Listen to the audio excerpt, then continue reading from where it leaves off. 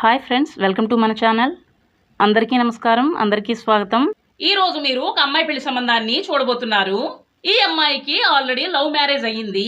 పెళ్లికి ముందు ఈ అమ్మాయి చాలా యాక్టివ్ గా ఉండేవారు. కానీ ఇప్పుడు ఆ యాక్టివ్నెస్ అంతా పోయి చాలా డల్ గా ఉంటున్నారు. అయిపోయారు. పెళ్ళైన కొత్తలో ఈమె భర్త ఈమెను చాలా ప్రేమగా చూసుకునేవాడు. కానీ ఒక సంవత్సరం గడిచిన తర్వాత ఈమెను చాలా ఇబ్బందులు పెట్టేవాడు. కొన్నిసార్లు ఈ అమ్మాయిని పుట్టింటికి వెళ్లి డబ్బులు తీసుకురమ్మనేవాడు. ఎందుకంటే ఈ అమ్మాయి భర్త ఒక వ్యాపారం చేస్తుంటాడు. పెద్దగా వ్యాపారం మీద ఆదాయం రాకపోవడం వలన కొన్నిసార్లు వ్యాపారంలో నష్టం కారణంగాను పెట్టుబడికి కొన్ని డబ్బులు అవసరం ఉండేవి. పైగా భర్త అప్పుడప్పుడు మద్యం కూడా తాగుతాడు. ఈ అమ్మాయి నాన్నగారు ఈమెకు కొంచెం బంగారం డబ్బులు కూడా ఇచ్చారు. వాటన్నింటినీ ఈమె భర్త వ్యాపారం పేరుతో నాశనం చేశాడు. కొన్నిసార్లు అయితే భర్త కొన్ని నెలల పాటు వ్యాపారం పేరుతో ఇంటికి వచ్చేవాడు కాదు. మీరే ఆలోచించండి, ఈమె ఖర్చులకు భర్త డబ్బులు ఇవ్వకపోతే ఈమె ఏం తింటుంది చెప్పండి. ఈ అమ్మాయి నాన్నగారి ఇంటికి వెళ్ళి కొంచెం బియ్యం డబ్బులు అడిగి తెచ్చుకునేది. ఈ అమ్మాయి భర్త చాలా అందంగా ఉంటాడు. అలాగే ఖాళీగా ఉండకుండా వ్యాపారం కూడా చేస్తాడు. కొంతమంది ఎన్ని మంచి వ్యాపారాలు చేసినా నష్టం వస్తుంది. ఆ నష్టం వల్ల ఆ కోపాన్ని భార్యపై చూపిస్తారు. ఈ అమ్మాయి భర్త కోపాన్ని భరించలేకపోయింది. చివరకు భర్తతో విడాకులు తీసుకుంది. చాలా సార్లు భర్తతో ఈమెకు గొడవలు జరిగాయి. కొన్నిసార్లు భర్త ఈమెను కొట్టేవాడు. చాలా బాగా ఆలోచించే భర్త నుండి విడాకులు తీసుకున్నాను అని ఈమె చెప్పారు.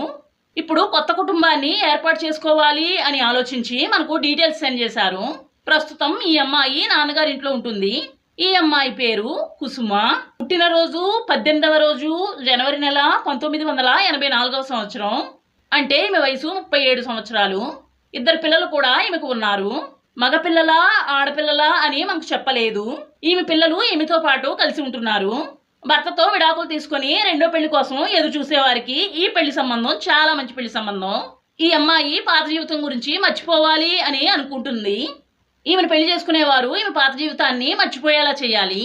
మీలో ఎవరి భార్య అయినా చనిపోతే ఈమెను పెళ్లి చేసుకుని ఈమెను మీ ఇంట్లో పెట్టుకోవచ్చు. పెళ్లి అవ్వకుండా వయసు ఎక్కువైన వారిని కూడా ఈమె పెళ్లి చేసుకుంటారు. ఎటువంటి కండిషన్స్ ఈమె పెళ్లి చేసుకునే అబ్బాయికి పెట్టలేదు. మద్యం తాగని భర్తను ఈమె కోరుకుంటున్నారు.